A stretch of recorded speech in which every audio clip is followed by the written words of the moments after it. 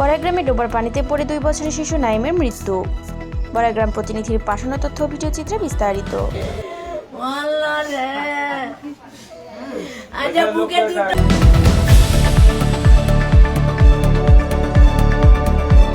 নাটোরের বড়াইগ্রামে বাড়ির পাশে ডোবার পানিতে পড়ে নাইম হাওলাদার নামে 2 বছরের এক শিশুর মৃত্যু হয়েছে। মঙ্গলবার সকালে বনপাড়া পৌরসভার সর্দারপাড়া এলাকায় এই দুর্ঘটনা ঘটে। নিহত নাইম হাওলাদার ওই এলাকার এনামুল হাওলাদারের প্রথম ছেলে।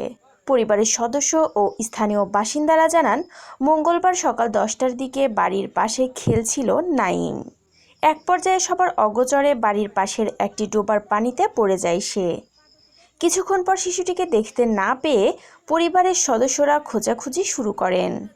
এক পর্যায়ে তারা নাইমের চাচা বাড়ির পাশের ডোবার কিনারে শিশুটির পায়ের ছাপ দেখতে পান।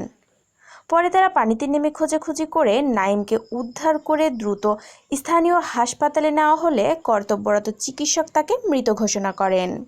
শিশুটির আকস্মিক মৃত্যুতে পরিবারের শোকের ছায়া নেমে এসেছে।